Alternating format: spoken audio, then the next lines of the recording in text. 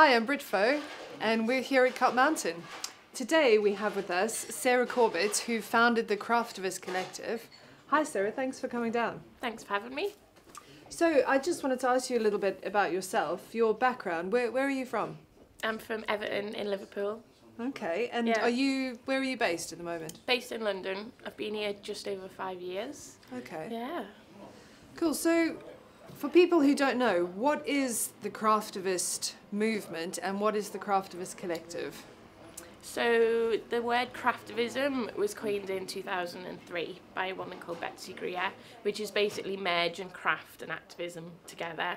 And she noticed that lots of craft groups were talking about quite political things while stitching and in a very natural way.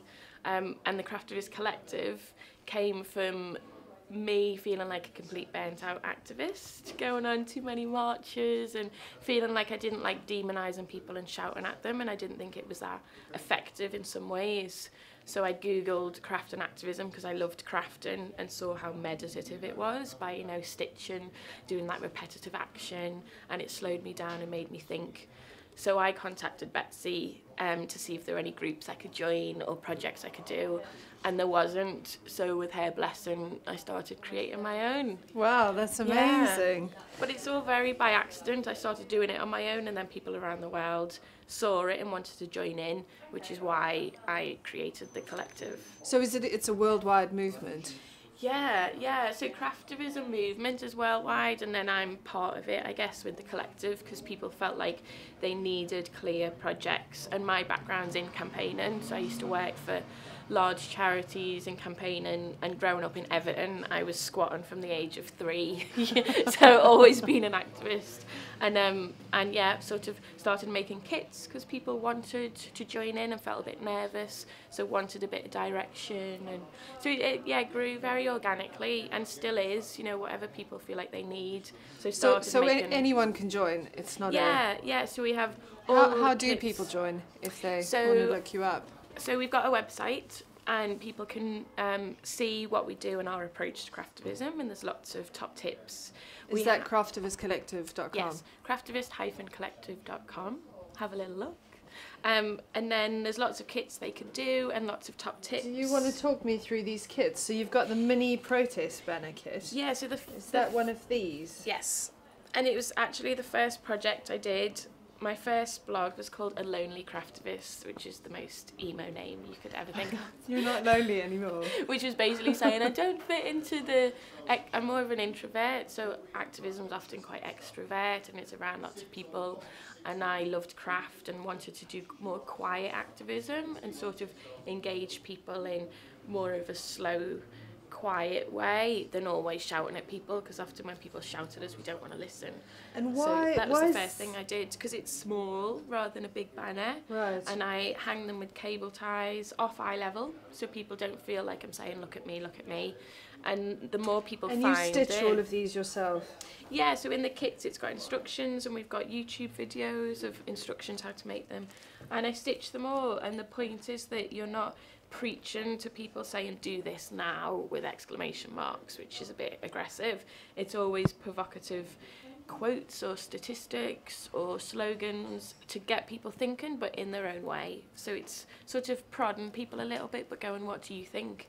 And then do you leave these up? So they sort of are placards, but sort of friendly. They are. They're placards. Little, and because I think the craft is involved, like it's so soft, it's naturally non-threatening.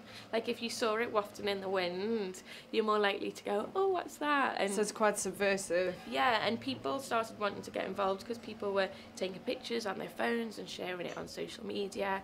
So within 6 months, I had people around the world wanting to join in, and then set up the collective. That's great. But yeah, they're as pretty as possible. Like, I try and make them as kitsch as possible, so it's less threatening.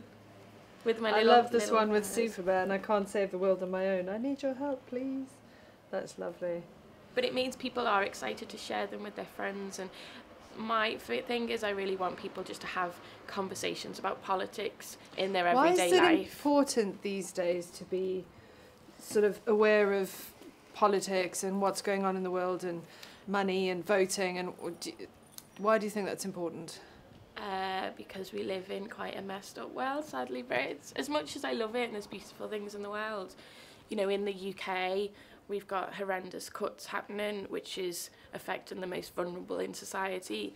And I think that we will be judged by, you know, our grandchildren and everyone by how we support people, and we should be judged by that, not on how we look or how much money we make. And the fact that, you know, our government are not supporting the most vulnerable, I think it's really horrific.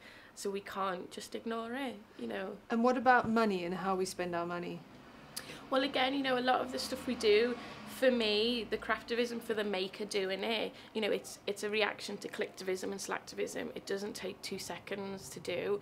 It takes hours, and all of our kits have questions to think about while you're doing it. So while you're making your mini protest banner or your footprint, you're thinking quite deeply about, what am I doing as a global citizen? What impact am I having? You know, whether we like it or not, we have an impact on the world with everything we do. So by what we buy, you know, am I buying into somewhere that uses sweatshops? Could I choose not to?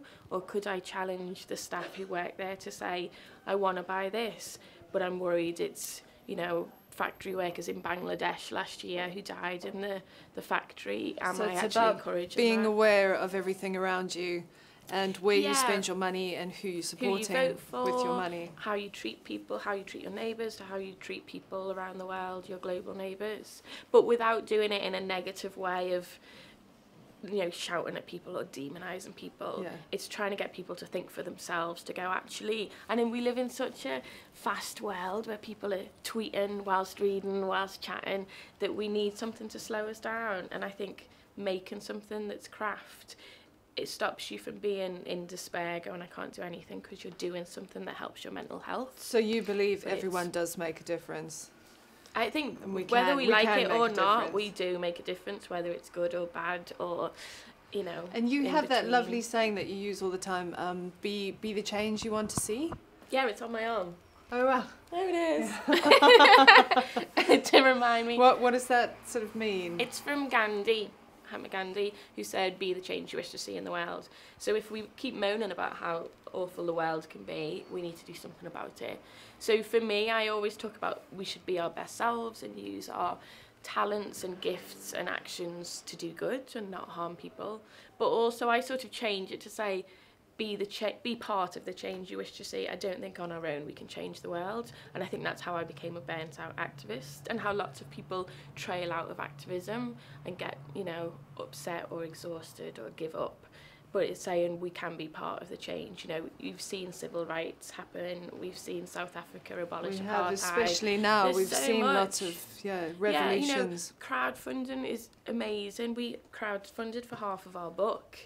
And, you know, let's talk about your book. So the Craftivists have just released this book, the little book of Craftivism. It takes about 20 minutes to read. So I tell everyone to leave it in the toilet so people can read it there.